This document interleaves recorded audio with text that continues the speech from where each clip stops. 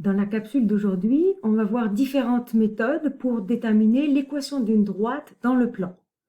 En fait, vous connaissez tous un moyen d'écrire l'équation d'une droite dans le plan de la forme y égale ax plus b. On va reparler un petit peu de cette forme ici, mais on va voir en tout 4 manières différentes pour définir une même droite dans le plan. Avant ça, j'aimerais introduire 2 définitions. La première définition, c'est la notion de vecteur directeur. Tout vecteur non nul parallèle à une droite D du plan cartésien est appelé vecteur directeur de cette droite. Donc là, par exemple, on a une droite noire et on a un vecteur qui est dessus, donc c'est un vecteur directeur. Il pourrait être de longueur quelconque, il pourrait être dans un sens quelconque, je pourrais même le dessiner de manière parallèle, ce serait à chaque fois un vecteur directeur de cette droite. En particulier, si on sait que la droite D passe par 2 points, A et B, de coordonnées x0, y0 et x1, y1, alors le vecteur AB est clairement un vecteur directeur de cette droite. Et puisqu'on a vu que lorsqu'on multiplie un vecteur par une constante, on obtient un vecteur qui lui est parallèle, il est soit plus long, soit plus court, dans le même sens ou dans le sens opposé, mais en tout cas, une constante multipliée par un vecteur est toujours un vecteur parallèle. La notion de vecteur directeur, c'est bien un vecteur parallèle à la droite. Donc, si AB était parallèle à la droite, le vecteur constante fois AB l'est toujours parallèle à la droite. Donc, ce sera lui aussi un vecteur directeur de cette droite. Ça nous donne donc un moyen ici pour déterminer si 2 droites dans le plan sont parallèles ou non. Eh bien, 2 droites sont parallèles si leurs vecteurs directeurs sont parallèles. C'est-à-dire si le vecteur directeur de l'un est un multiple de l'autre. J'ai marqué quand même pour juste se rappeler, mais ça ce sera vrai seulement en dimension 3, ou si leur produit vectoriel est le vecteur nul, donc uniquement en dimension 3. Aujourd'hui, on se place dans le plan. Donc voilà la notion de vecteur directeur, c'est un vecteur parallèle à ma droite. La deuxième notion, c'est la notion de vecteur normal. Eh bien, tout vecteur non nul, perpendiculaire maintenant à une droite D du plan cartésien, est appelé vecteur normal à cette droite. Dans cette représentation, on a une droite. J'ai d'ailleurs représenté aussi un vecteur directeur de cette droite. Et ici, on a un vecteur normal, donc c'est bien un vecteur qui est perpendiculaire à la droite de départ. On est maintenant en mesure d'introduire les différentes équations pour une droite dans le plan. La première forme d'équation que j'aimerais introduire, c'est la forme de ce qu'on appelle l'équation vectorielle d'une droite dans le plan. Alors, je vais représenter le plan. C'est mon axe des x, mon axe des y. Je vais représenter une droite D quelconque. Voilà. Sur cette droite, par exemple, je pourrais déterminer un point A. Donc, j'ai le point A qui aurait par exemple pour composante x1, y1. Et je sais que ce point est sur la droite. Donc, le point A de coordonnées x1, y1. Ici, à l'ordonnée, j'ai mon point O. Et sur cette droite, je pourrais avoir un vecteur directeur. Donc, sur cette droite, là, je pourrais noter ici, quelque part, voilà. Là, j'aurai un vecteur directeur. Je pourrais l'appeler, par exemple, U. Et U ici, on va lui donner pour composante, de manière générale, C et D. Donc ça, c'est les données d'un exercice. Donc j'ai une droite D, pour laquelle je connais un point sur la droite, donc les coordonnées x1 et y1 sont connues. On connaît un vecteur directeur de la droite, donc le point C et D est connu. Et maintenant, on cherche l'équation de cette droite. Et bien finalement, quel que soit le point P que je prends sur cette droite, donc un point qui aurait pour composante de manière générale x et y, regardons comment on peut l'obtenir. Ben, avec la relation de Schall, finalement, je pourrais dire que le vecteur, le vecteur OP, c'est égal à la somme du vecteur OA avec le vecteur AP qui est rien d'autre que un certain nombre de fois le vecteur U. Donc là, on applique directement ce qu'on a déjà parlé avec la relation de Schall. Dans ce cas-là, la relation de Schall, comment je peux l'écrire? La relation de Schall.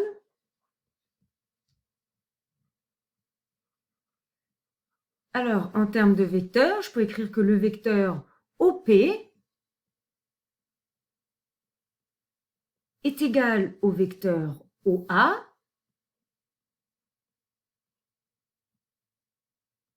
plus le vecteur AP, mais plutôt que d'écrire le vecteur AP, je vais dire que ce vecteur-là, je peux l'obtenir comme K fois le vecteur directeur de ma droite.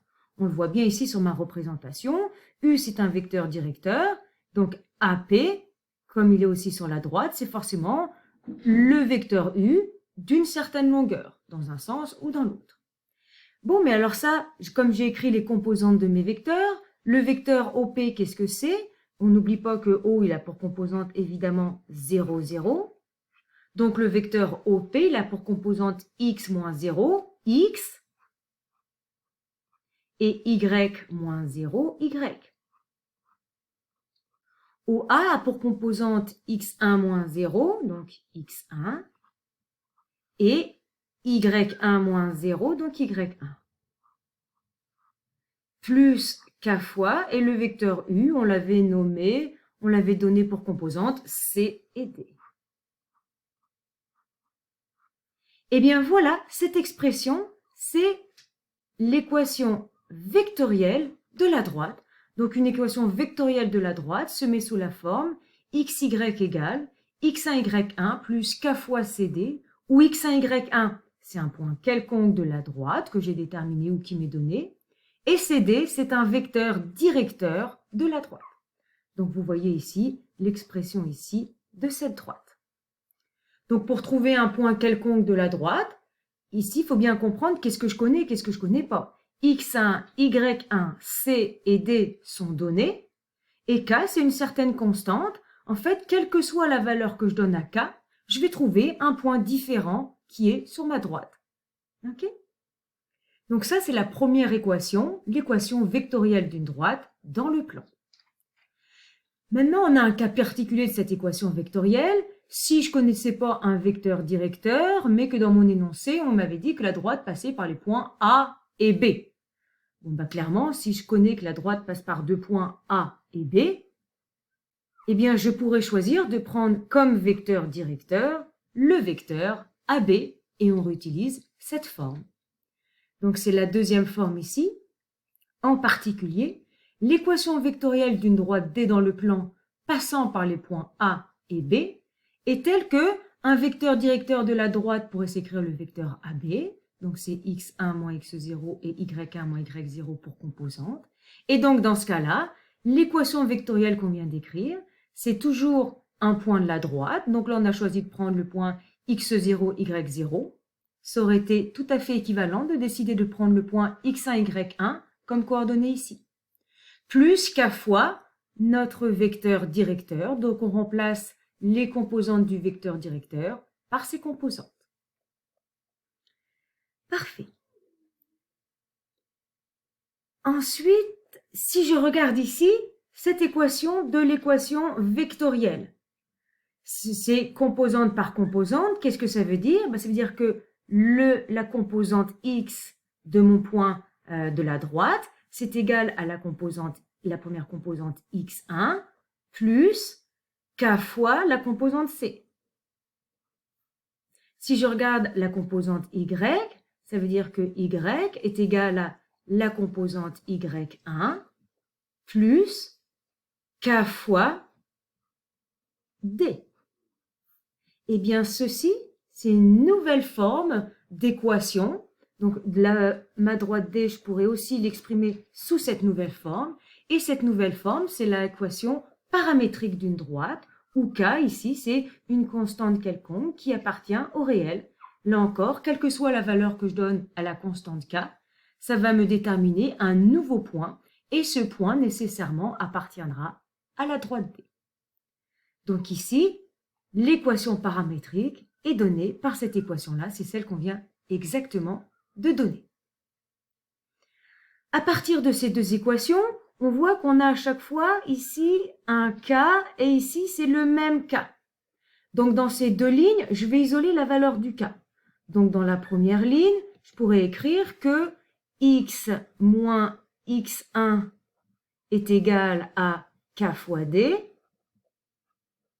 Et donc, si je veux isoler la valeur du K, j'ai juste à diviser x moins x1 par D. Donc, x moins x1 divisé par D. Même chose dans la deuxième ligne, je pourrais aussi isoler cette constante K. On va obtenir que y moins y1 est égal à K fois D. Et pour obtenir K, on va diviser y moins y1 par D. Donc, on obtient cette égalité. Y moins y1 divisé par D. Donc là, on a trouvé deux façons différentes d'écrire la même constante K. Donc nécessairement, ça veut dire que ces deux fractions sont égales. Donc que x moins x1 divisé par D doit forcément être égal à y1 moins y1, y moins y1 divisé par D.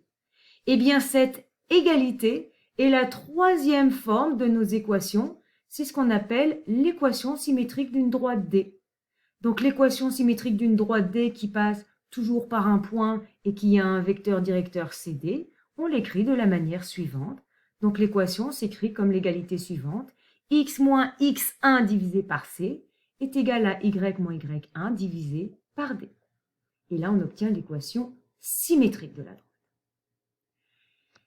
Le dernier type d'équation que je veux voir avec vous aujourd'hui, c'est l'équation normale ou encore l'équation cartésienne d'une droite dans le plan.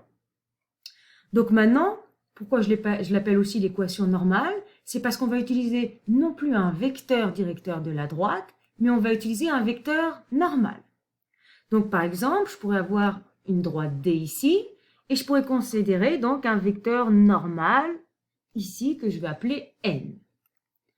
Donc ça, c'est ma droite D. Et donc, on connaîtrait un vecteur normal de cette droite, je l'appelle N.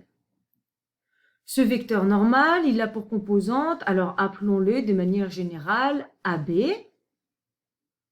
Et toujours sur cette droite, j'ai un point, le point donc que je pourrais noter A. Et de manière générale, je vais le noter pour composante X1, Y1. Et maintenant, je cherche l'équation de cette droite. Donc là aussi, je vais prendre un point quelconque sur la droite, donc qui a pour composante x et y, et je vais regarder quelle est la relation avec x et y que je peux obtenir dans ce cas précis. Bon, évidemment, puisque ici j'ai un vecteur normal à la droite D, ça veut dire que mon vecteur n ici est nécessairement perpendiculaire au vecteur AP. C'est la définition finalement d'un vecteur normal à la droite. Mais on a vu aussi que lorsque deux vecteurs sont perpendiculaires, leur produit scalaire est égal à 0. Donc ici, je peux écrire que le produit scalaire de n avec le vecteur AP doit être égal à la constante 0. Le vecteur n, c'est le vecteur AB. Le vecteur AP, c'est le vecteur x moins x1 pour sa première composante et y moins y1 pour sa deuxième composante. Donc si je fais ce produit scalaire, je vais obtenir AX moins AX1, AX moins AX1, plus BY, plus BY, moins BY1. Et donc, ce produit scalaire doit être égal à 0 puisque mes deux vecteurs sont perpendiculaires. Si je réécris cette équation autrement, ça veut dire que AX plus BY moins AX1 plus BY1 doit être égal à 0. Eh bien, ce que je viens de vous dire, c'est exactement l'équation normale ou l'équation cartésienne d'une droite. Donc, l'équation normale d'une droite, on l'écrit AX plus BY moins une constante égale à 0. Et cette constante, on a trouvé qu'elle vaut exactement ax1 plus bx.